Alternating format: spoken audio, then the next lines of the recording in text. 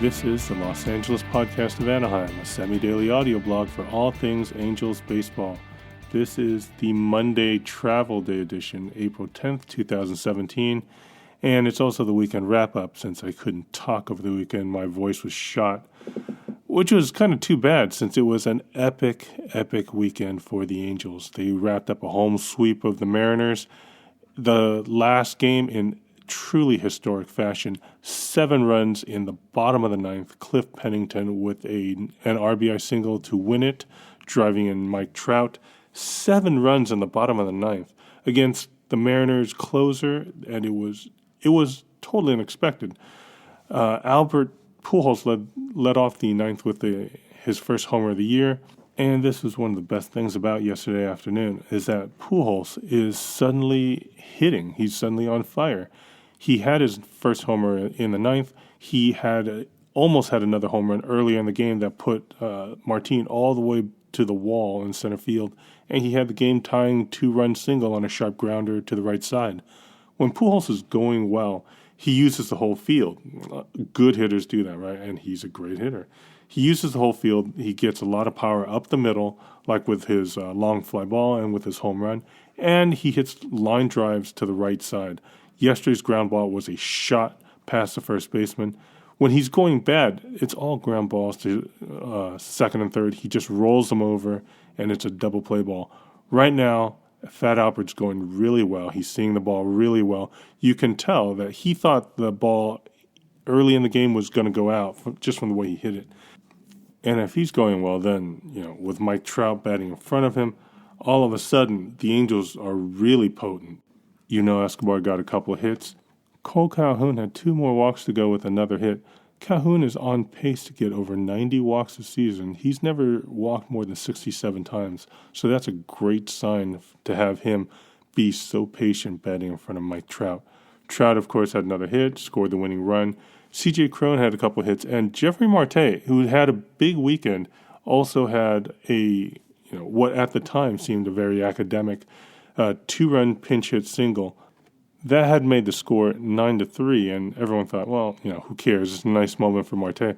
Marte has really done well, and it's becoming somewhat of a challenge because it's obvious that Marte is going to be able to bring some of that offense that we saw last season, and you can see Socha trying to find a place for him at first base with C.J. Cron, who's off to a decent start after a big spring. And he can't throw Marte out in left field because Cameron Maybin and Ben Revere are earning playtime there. Revere had his first game yesterday, or first start anyways, and played well, got a hit and a walk, scored a run.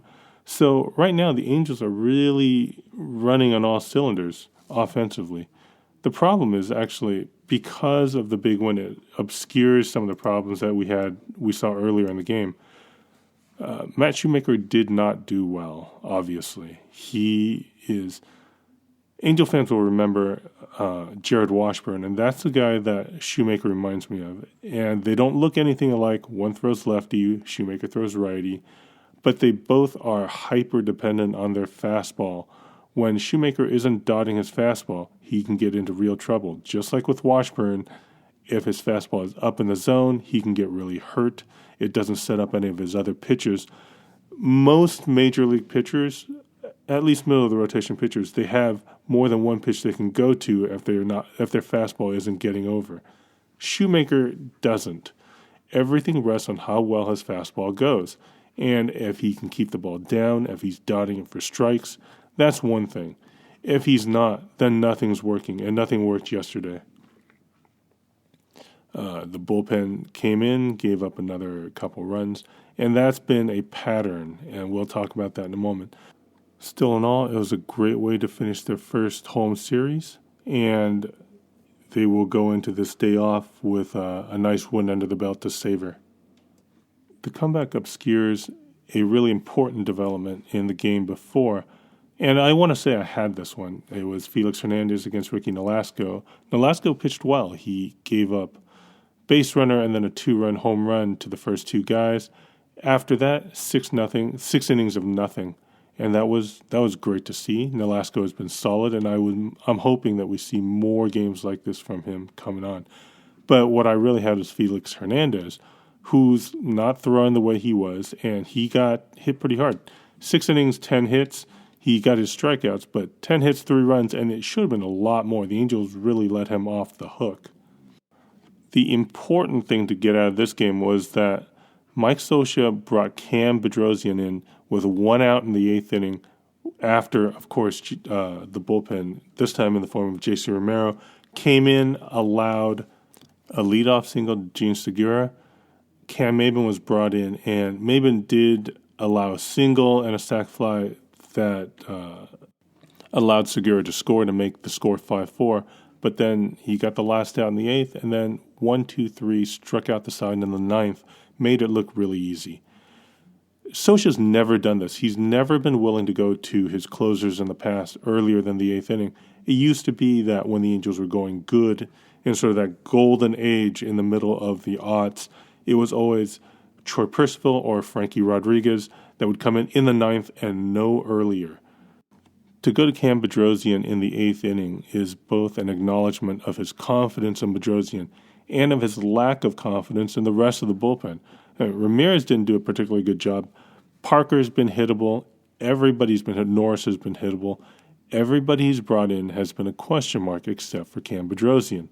So I think we can expect to see a lot more of 4 and 5 out saves from Bedrosian coming up soon. I don't want to just forget about Mike Trout's clutch 2-run home run in the game before yesterday, but that guy is just tremendous. He has gotten off to a huge start. Along with the rest of the offense, you can see that he's just doing everything possible. He is playing great defense. He's fast on the bases. And with this power, I would not be surprised. Dan Szymborski had Trout projected for 9 WAR. I really do think we're looking at a very possible 40-40 season for Trout and another MVP. He is spectacular. He won the game on Saturday. He scored the winning run on Sunday. He is a national treasure. Be grateful we've got him, folks. Be so grateful.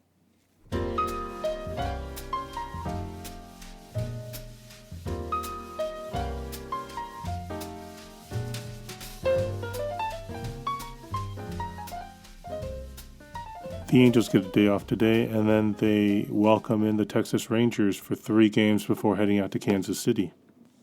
The Rangers, they've got the rotations set up so that Cole Hamels is going to be pitching first, and then A.J. Griffin and Yu Darvish on Thursday before the Angels go on to Kansas City for Friday, Saturday, and Sunday. The Rangers are off to sort of an iffy start. They're 2-4. They just lost 2 out of 3 in Oakland. Sam Dyson, their supposed closer, blew 2 of those games, or else they'd be 4-2. They lead the American League with 11 home runs in the first week. Their offense is off to a big start. They're scoring 5.5 runs a game, and their rookie outfielder, second-year outfielder, Nomar Manzarek, was projected to be a star, and he's had a star first week. He was the American League Player, the hitter of the week. He and Rougned Odor have already combined for 5 homers between the two of them. Unfortunately for them, they've also given up 11 homers and 5.5 runs a game. So there's a chance that there's going to be a lot of high-scoring games, which means both teams and their iffy bullpens are going to be counted on to give a lot of innings. You can expect, and hopefully we'll see, Albert Pujols, Trout, some of the other guys continue to get good swings on the ball. So with all that going on, it's going to be Skaggs, Chavez, and Nolasco. And so, looking at the 3 guys lined up, it could be a couple of very high-scoring games. The important start to watch is Tyler Skaggs. He did not pitch well his first time out. He could not control the strike zone. He was not getting his breaking balls over for strikes. Kept falling behind in counts. And that really set himself up for trouble in the deep end of the count. The Ranger lineup is loaded with real power hitters, and they will punish a ball that any pitcher leaves out late in the count, behind in the count. So Skaggs has to find the strike zone. He's got to get his fastball over. He's got to be able to set up his curveball, and he's got to be able to do it without walking any guys. The Rangers aren't a big walking team, For them, it's all about power, so Skaggs has to be sure to be ahead in the count to set himself up. And when a ball does go out of the yard, as it probably will, he's got to make sure that the bases are empty. The day off does give the Angels an extra day to savor the weekend sweep, and then it's back to it tomorrow. Hopefully tomorrow we'll get more news on Garrett Richards' arm, and hopefully we'll get to know more about what's going on with the Texas Rangers. Until then, I'll talk to you soon.